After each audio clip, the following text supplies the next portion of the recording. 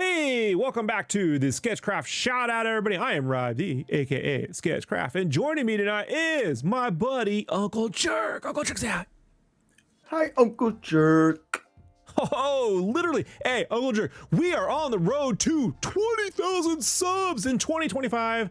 I was thinking maybe 25,000, but you know, let's be realistic. But 20,000 subs. We're like 3,000 subs away from getting there, folks. Like and subscribe to the video. And also, if you can, please go to Uncle Jerk's site, Jerk Comics on YouTube, which I'll bring up right now.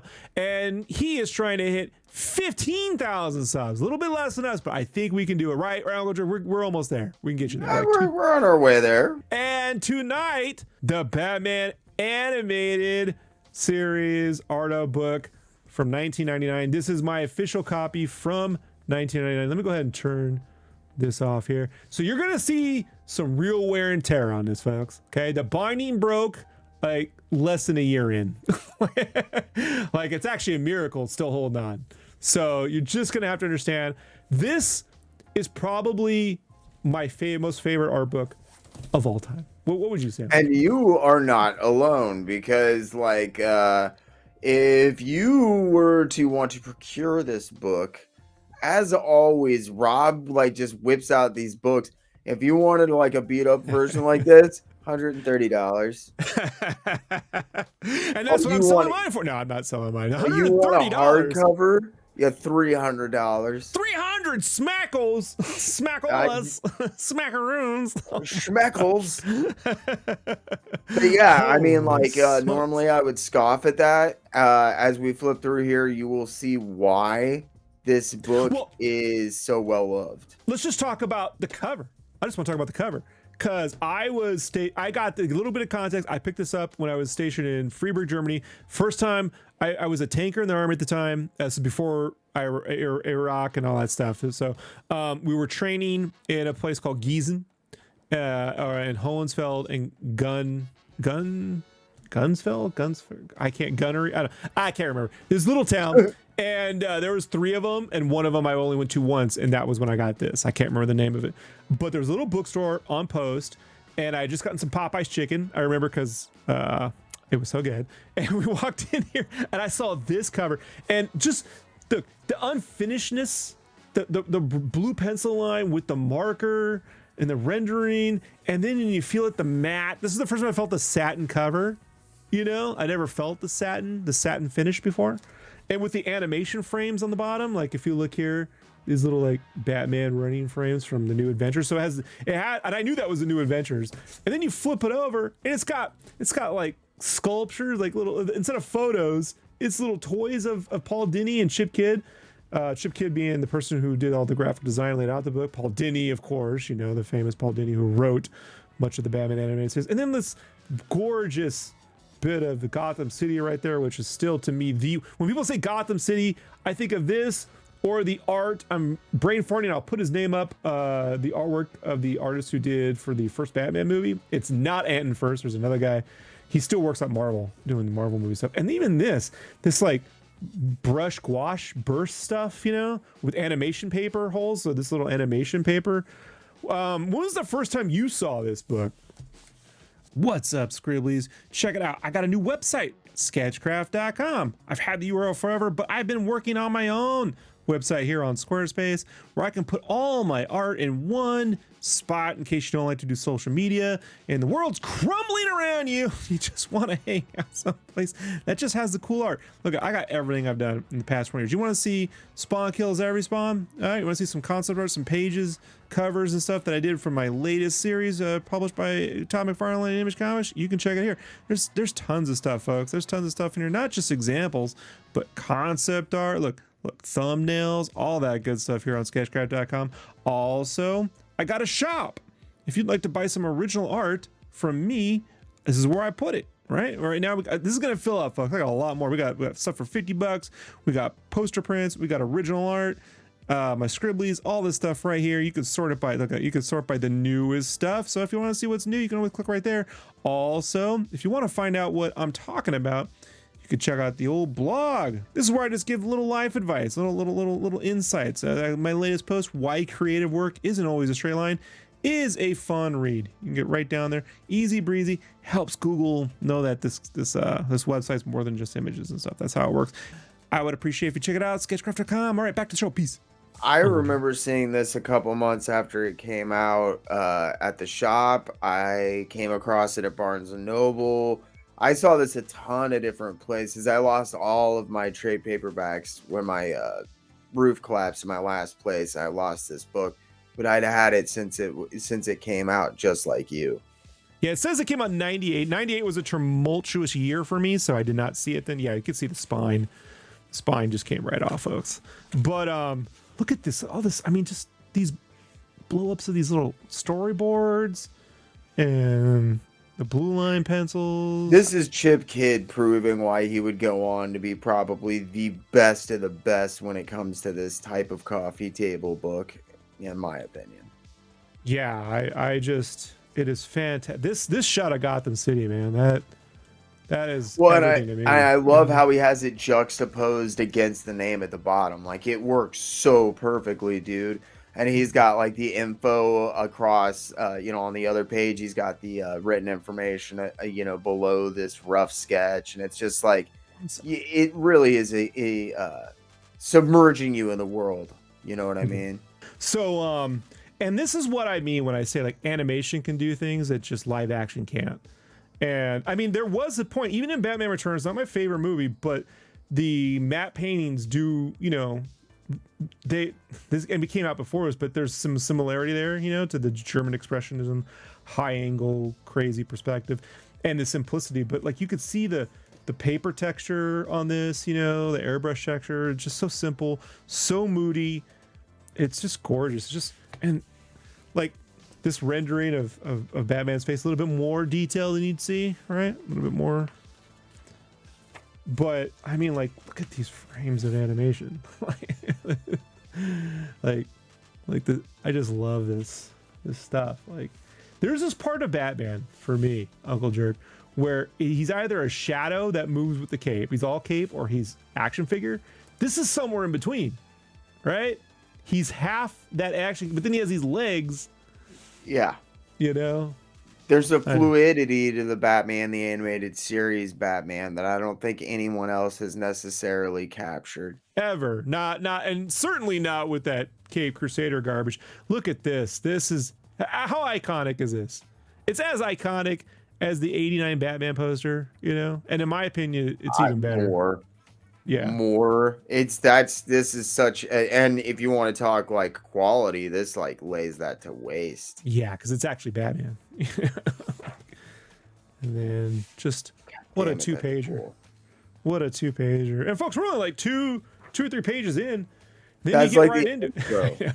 I know. This is the intro, guys. I mean, this is everything to me. Like, this is what I would love in comics. Like, just this kind of mixture of technique and design, and even like the rough stuff here with the. And this is why I think we should get a book of color guides, like artist editions and stuff. We were looking at Joe Chodo's stuff. And yeah. Yeah, with Joe Chodo, famous 90s image color comics. I'll put a link up. Go check that out. We covered his color guides versus the final printed stuff.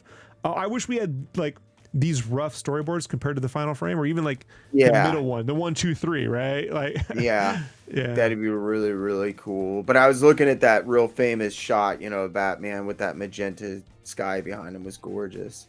Oh yeah, this is the shot. This is the final frame of the opening.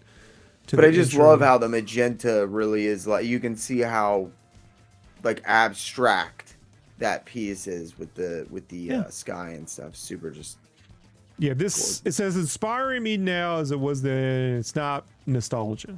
If this were brand new, I'd be running out to get it, So to me, you don't see anything that comes close to this until Samurai Jack, like really, like, and even now there's very few things that get close to it.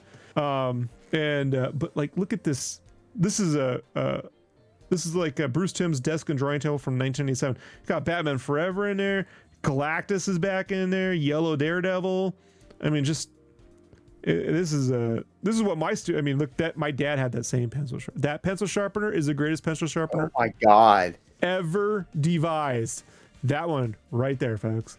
That's the one. All That right, so- looks a lot like my drawing table from like 1997. I know. I say that. That's what I wish my drawing table looked like in 1997. Being busy, but here we got, you know, inspiration for the book, right? For the entire, the series, the Fleischer and Alex Toss Space Ghost. I mean, you can't. If I were to sum up Bruce Timm in 2 drawings, right? Yeah, that's Fleischer and Toth. Yep. I mean, you know, and there's nothing wrong with having influences like. And then they were saying Hugh Ferris's Soaring Skyscrapers were a profound influence on the background style into Batman animated series. Hugh Ferris's, and yeah, you could see like. Oh yeah. Yeah. Dang. Yeah. Yeah, like that's it, right? It's been like 10 years since I read this book, so I'm sure there will be a couple of times where I'm like, oh crap, I forgot about that. Cool. Yeah, I'm gonna angle it up a little bit. Damn it, dude! Look at that. Why didn't they do a whole page of the hand rendered version of that image from the top left though? That kind of saddens me, but still, yeah. Oh, yeah, no, I that want one. to see like the roughie of that, bro. Like, come on, you teases. Yeah, this is him working out. And you can see here's some different ideas. Very 60s, that feels to me. This is dope though. Well, yeah, and like that was the thing is I think he tried to take the like Dick Sprang chunky Infantino style Batman and really update him and combine him with that early Dark Knight Batman in a way that no one had ever really done before. It was an interesting concept. God, wow. Yeah, when this cartoon came out, it played on Saturday nights, folks. You know, like Saturday. It had a nights. theatrically released movie. Don't pay any attention to how badly it did at the theaters. Oh my God. It's every lobby card. I mean, folks, it just. Wow, that's cool. And these lobby cards alone, I mean, I'm surprised they haven't released. See, I'm surprised even back in the day, Suncoast Movie Company didn't have these lobby cards as like a portfolio purchase, right? Where like the lobby, you like 12 sets. Huh. Like each Yeah, one, that is 1, 2, 3, 4, 5, interesting. like 5 of these across 12 sets. You know, each one of these. Let's get in here. Well, hey, let's get DC. Let's get DC on the ringer here. Batgirl Returns. It's a great one, folks. This Deep Freeze. That to me, this right here is as badass as anything that's ever. It's probably the best illustration of Mr. Freeze ever needs a silhouette. I just love this. That's my. Yeah, we've never seen that Freeze. Before that, Mr. Freeze was bullshit. They turned him into a character. So we wouldn't want him to traffic anything away. Masterful quote. No, like this is awesome. This is the unfinished. This is like the rough edges of the background play from the opening series. You can see all of the brush strokes and stuff. Drew Struzan was saying that like he loved those like unfinished brush strokes on his art. He's like, even though they didn't end up in the final poster, the people who bought the art would get it, and it always made it look more artsy. This to me, Uncle Jerk, when they say manga black and white wouldn't sell to American art, just do marker books like this in black and white marker. Yeah. I think like that a lot of things they say won't sell will sell. If you did a marker book like this, Batman, I'd buy it every month. Every month, $4.99, I guess. I guess I wouldn't the way they charge now, right? This is dope. This pan down shot. You can see 1, 2, 3 frames. Yeah, can you imagine somebody like Toth doing a Batman book? I mean, Jesus, dude. He's still alive? No, good God. Okay. The man died at his drawing board 20 years ago. Oh my God, seriously? They found him dead. Fell over dead. Face down. in I his guess work. if I gotta go, I wouldn't mind going that way. Yeah, well, it's Toth's career. Oh, geez, don't get. If you guys want to know Anyway. the story about Alex Toth's tragic life and death, again, get over on my channel, and you can check Yes. out the documentary that I did about the tragic life and death of Alex Toth. But these are all the storyboards. Uncle Jerk always promoting. No, you should though. Hey man, I was gonna Yeah, say I don't get fucking paid. I gotta do something. Hey. These storyboards though, man, like Yeah. I don't know if there's been a couple, maybe 3 or 4 other intros that have ever been done for a cart, Turtles. the opening and opening introduction animation that's so high quality, like that's been so iconic. Thundercats. But no.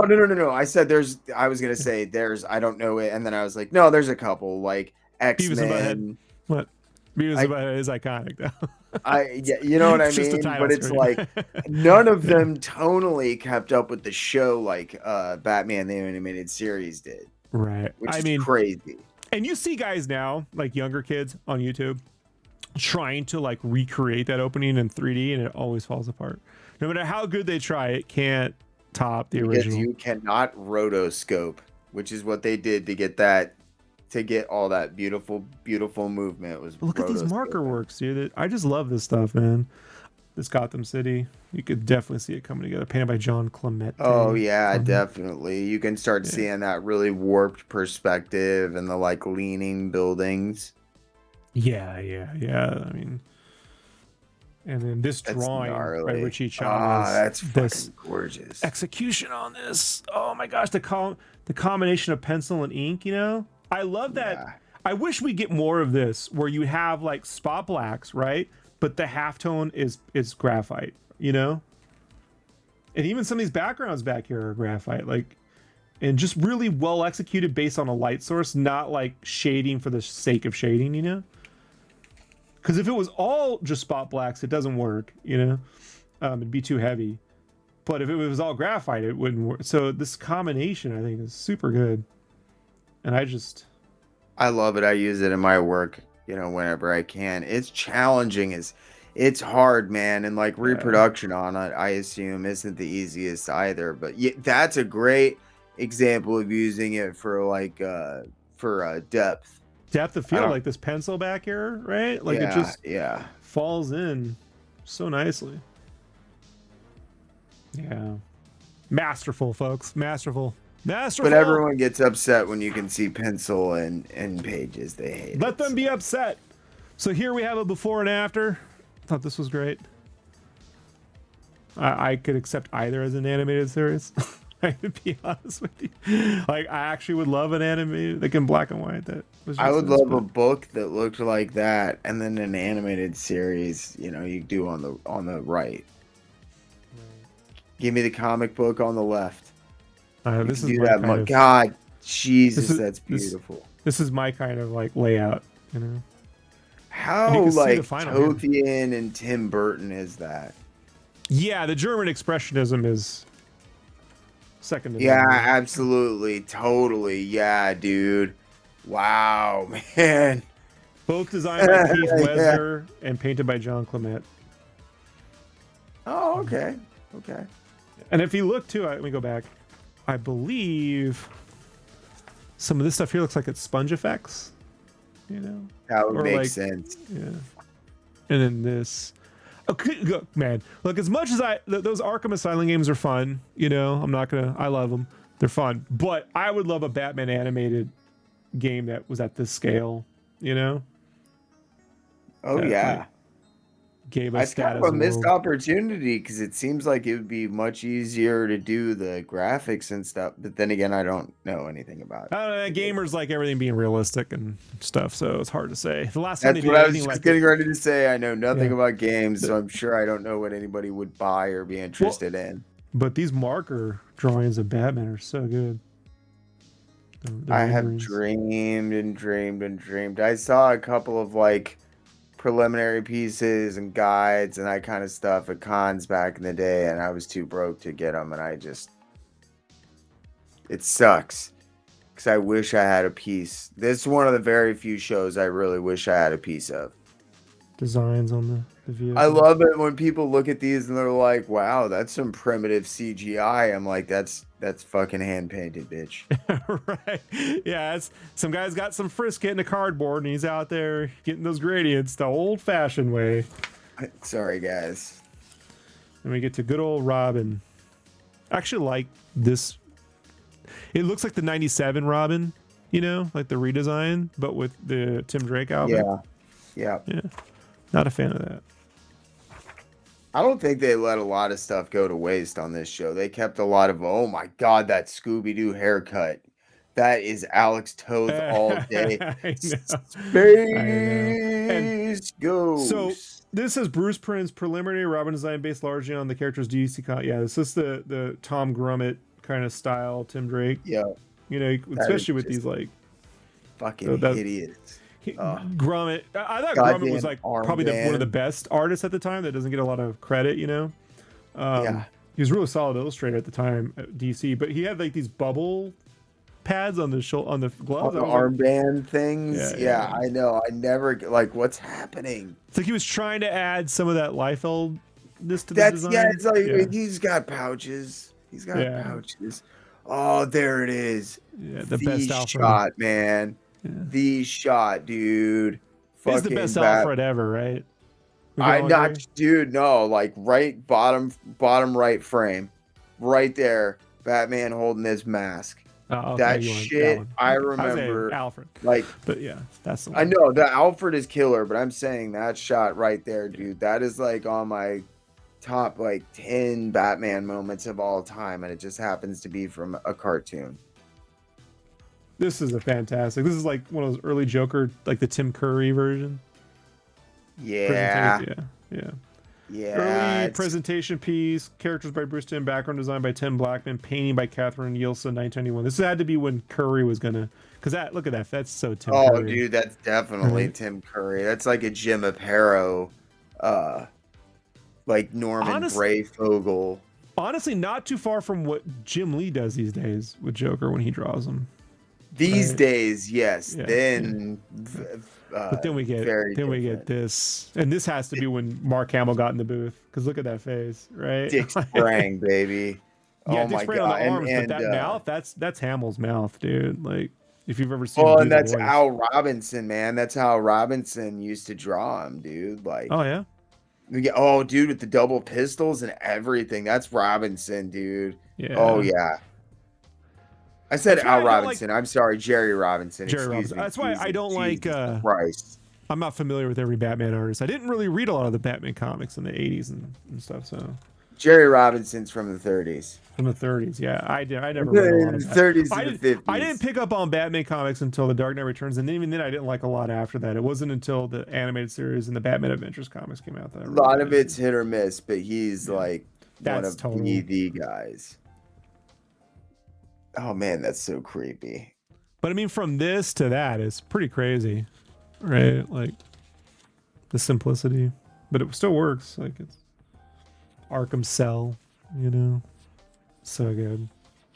That's so like it's just it's German expressionism, but definitely through the lens of Burton. Like that looks like something out of the Beetlejuice cartoon to me. It's also timeless. Like you could have been in the 30s, it could have been in the 90s, it could be now if you wanted to do it. It's not tied to any particular year, in my opinion. I actually love this lobby card, especially the pencils of it. Who Killed the Batman? Oh yeah, okay. This poor guy who got in the middle of, like Joker thinks he killed Batman and he wants to get revenge on him and shit. It's a fun episode. All these storyboards. Like if they just put out an 8.5 by 11 book once a year with something like this, with all new stories, I'd be there. Now, folks, I'm gonna get a lot of hate. I'm gonna get a lot of hate for this, but I'm gonna say I only like this version of Harley Quinn. From 1992 to 1997 or 98, 98, whenever the New Adventures stops is when I stop caring. I cannot take Harley Quinn after that in all the various forms. So like this is it.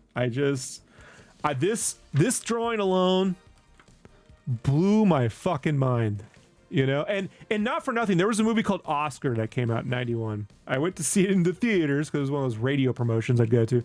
And there's this brief scene, takes place in the 30s, and it's got Sylvester Stallone and Marissa Tomei. But there's this brief scene with this gangster, and he's got a secretary, and it's Arlene Sorkin, and she's doing the Harley Quinn voice, and that voice just stuck with me. Like, whatever she's doing, and then, like, when the cartoon comes out, I'm like, that's her. I know it's her. Like, I know I ran to the TV guide, you know, sure enough. But this design, man, it's the best Batman character design since the original Joker, in my opinion. It doesn't get better. That's lofty, but I don't know if I'd argue. So that's just my take, you know. I can't deal with roller derby or any other version of Harley Quinn other than this, so sorry. Not sorry. There's original concept art, not just concept art. There was the Batmobile they were gonna go with in Batman Forever. These guys, Superhero Stuff You Should Know, interviewed one of the lead art guy in charge of that movie.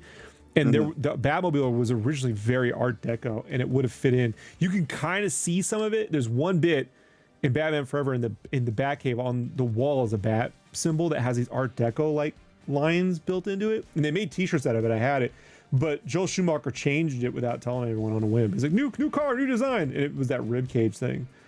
And I'm like, so there was close to having a version where Batman Forever visually would have looked more like the animated series, you know. And that all went out the window. I don't know if that would have helped.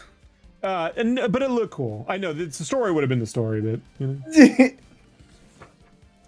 Best Two-Face of all time. I mean, Clayface. Best Clayface of all time. Yeah, like, there's no question. Yeah. Like holy shit. Yeah. I forget the episode where the section of him breaks off, and it's the little girl, and she goes out and she meets Robin, and like that is like just one of the best episodes of anything I've ever seen. Yeah, there's a new action figure out that's like $150 from Mondo. Yeah, I know, man. And I'm like, fudge. I can't wing it right now, but I'll eventually, when I get I'll get something that comes along, and I'm gonna have to. It's too good. You know what I always do? I'm like, okay, I'm going to set aside 4 or 5 days where I work on art, and I'm going to make something that's outside. It's not a commission. I'm going to sell it. I'm just going to take that art and buy that stupid thing. I'm buying a Switch 2 this year, so that's where all my fun money's going. But I'll pick up. Oh, we got another gatefold. Okay, that's where I get lucky. Not the best gate. I would have preferred a marker thing here, but it's a little marker, but not the best. Yeah. Not the best. Look at that. That got ruined. Your book's ripped to shreds, Rob. Hey man, this thing's been around the world. This book's seen more countries than most of you people. All right. So I took this thing with France, the UK. I took this thing to Hungary. More countries than most of you people have seen on TV. Like I used to just get in the Bahnhof and take when I take like a 3-day or 4-day break in the army, and I would just take a train 12 hours or 18 hours in any given direction. You know, so I'd go everywhere: Hungary, Budapest, Romania, all those, you know, Norway. And this book was always in my backpack, you know. Like, I love this book. Look at this, Kevin Nolan. And look, Kevin Nolan managed to my draw, God. Jesus Christ. Are we going to go up about the fucking mouths? Yeah, you can still kind of see the Kevin Nolan mouth, though. It's still kind of like right there, you can see. Jesus, Kevin Nolan mouth. He even puts it on the man band a little bit. It's still there. Kevin Nolan mouth. He just can't shake it, you know? Just can't shake it. Guys, I apologize if you see any little shiny tears falling from Rob's face. He saw Kevin Nolan mouth. He's angry. It's a good drawing. I just can't stand the Kevin Nolan mouths. No, can't. This is it right there. That blew my mind, like the simplicity, but it's still 3-dimensional. Mood, tone, mood and atmosphere. You know, you just can't, I don't know, man, you can't describe it, you know? That's emotional art to me, you know? There were not a lot of people that had any kind of idea or plan for Mr. Freeze, and like Kelly Jones and Bruce Timm definitely. And you know who designed it? Motherfucking Mick Mignola. Mike Yep, Mignola. But yeah, Mike Mike Mignola is the one Mignola. Yep. responsible for this design. And I still say, man, like his Batman in comics, you know, like those covers and the limited stuff he did, deeply influential. And I just, it's my favorite Mignola stuff. You know, he gave us this Freeze. Yeah, Mignola. I don't know about my favorite Mignola stuff, but it's up there. I really, really, really, really like it. Gorgeous Poison Ivy. Yeah, definitely the quintessential Poison Ivy for me. Was not a fan of the initial Bane design. I prefer the Bane that appeared in the New Adventures. Not a big fan of this. Yeah, with the full with the full leggings and stuff. Very Love and Rockets to me. I don't know. I love Love and Rockets. Just, Oh my god! Yeah. Wow, I wouldn't have put that together. Yeah, okay. That's what Rob does. I make things. Dude, look at those fucking breakdowns. Look at these comps. Look at these poster comps, dude. Oh. Fuck this. You know what, man? If I could have one of these poster comps, that would be, you know, any one of them will do. This movie breaks my heart because the story is fantastic and the CGI opening is very cool. Love the theme. Please don't say anything negative. The quality of animation didn't have the budget it needed. It falls apart. It stutters. Like when Batman's swinging, you can see the frame stuttering.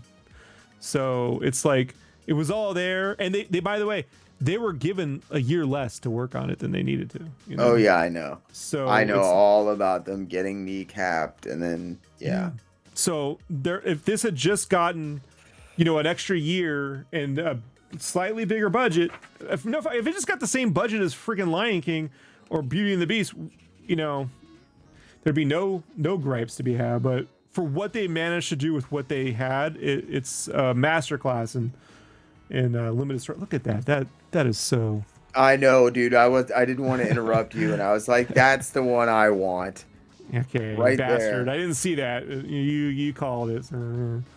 I also I love this mixture of hard spot inks with the, you know, pencils. scribbling. Yeah.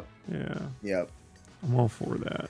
Yeah, but one of the cool things, as much as I hate AI, you know, one of the cool things that they are able to do is fix frame rate problems. And there's been some guys doing some really cool experimentation with animation like that. So, you know, I hold out faith that we'll see a completed version of the way, at least more of the way it was meant to be seen.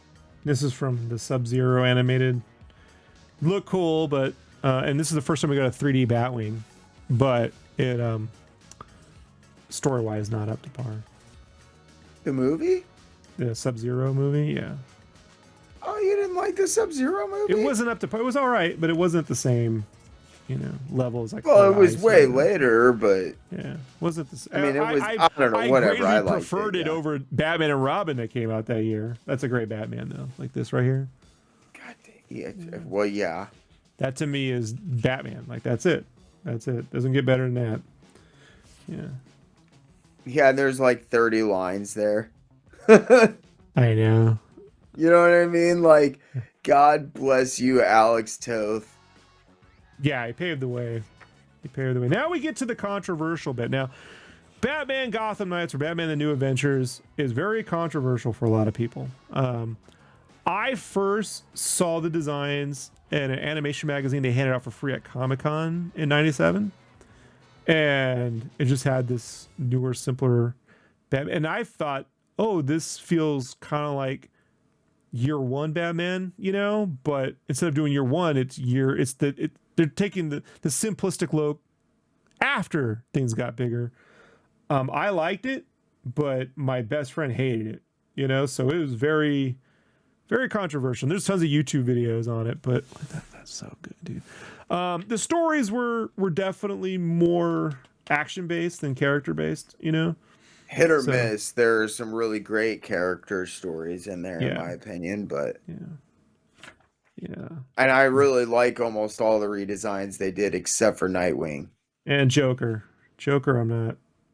I never understood the Joker. I don't understand why they even what they did with Joker in the Return of the Joker, where I think they melded the two perfectly, you know. But I would say the Jack Skellington Joker, I can see that. Yeah, they just found a way to like this. Yeah, isn't see, a like bad that design. is dumb as shit. It's not. That's terrible. Well, first off, That's garbage. I think this shit, is phenomenally. I think it's phenomenally better than the George Perez Teen Titans Nightwing with the big collar. You know, like they're I don't. Yeah, no, I don't. I don't even give a fuck. I'd rather see him in like some sort of like weird fucking Is it the neck mullet? coif. Tell me, is it the mullet you don't like? You don't like the mullet? And the Green Lantern mask that bothers the shit out of me. Yes. But he had that in the comics at the time, right? That was not Scott like Daniels. that though. It doesn't look like that is a Green Lantern mask. It's a take, you know. There you go. There you go. I don't fault people if they don't care for it, but I don't think it's as big a Travis. The Joker. I fucking hate it. I do not mind almost anything about, and I liked that Catwoman. I do. Let's get into the Joker. Hold on. Let's get into the Joker. But see, look, they need the red on the lips, or even black on the lips, the way they kind of did him in. But no lips. It was just weird. I like his eyes. I will admit they got some real cool play out of his eyes, but yeah. I gotta send you a video. Someone did some small reanimating. This Joker with like a mixture of giving him the yellow eyes and stuff, and it actually looks better. There's a way to mix it, but I do understand, like, sometimes as an artist you just want to push it as far as it can go, you know. And I don't mind it in the concept stage, but at some point you got to pull back and go, like, this doesn't, no lips, that doesn't, you know, like, it doesn't work. I do like that bad. I was gonna say I like the Catwoman. Yeah, I'm with you. And some of these are just okay. Like some people don't like Scarecrow. I love that. Love it. Yeah, yeah. Love it. That's my favorite Scarecrow of all time. So, like, dude, what the hell? It's so cool looking, dude. Killer Croc looks good. Clayface did not change, because why would you change that? Yeah, like, thank God, just don't mess with perfection. I like this version. Poison Ivy's head was better, but there's something about her body proportions that bother me. But she feels more like a monster to me here than the previous one. The previous one felt like a woman in an outfit.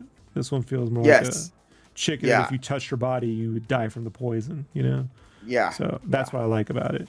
I like this Mad Hatter. Like, I liked the Mad Hatter from the original series, and I like this one too. I don't really have. I think they're equal. There. Penguin, I don't know. I think I like the one from the other one more. I definitely like the original Batman the Animated Series. This one's really leaning into the superpowers design, and I was never really big on the superpowers design. The Bane is infinitely better. But people think they disagree, but I go, you're out your freaking mind. It's a way better name. Okay. And I think that's fantastic. So, great Catwoman. Yeah. Great Catwoman. Fits right in with, you know, Batman Returns. With that. Yeah, fits right in with that. And I like this Robin. People didn't, but I liked him. I think it's my favorite Robin. Yeah. I never thought to omit the green and go with black. It's an interesting take, and it does work. It works very well, in my opinion. Good Batgirl. I like that coloration on her. Oh, the Babs was great, man. She was really, really well designed. I thought they... oh, man, those are gorgeous. And that is the most iconic Arkham Asylum shot. I think now when we think of Arkham Asylum, that's basically... That's it, you know? Right. Yeah, definitely.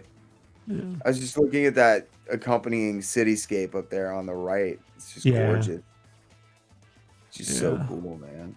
I would just like to have them on card to stare at them. This one is one I wish they had took to a final. Wow. Yeah. That's I call that totally fucking year one, man. But with the new designs, you know?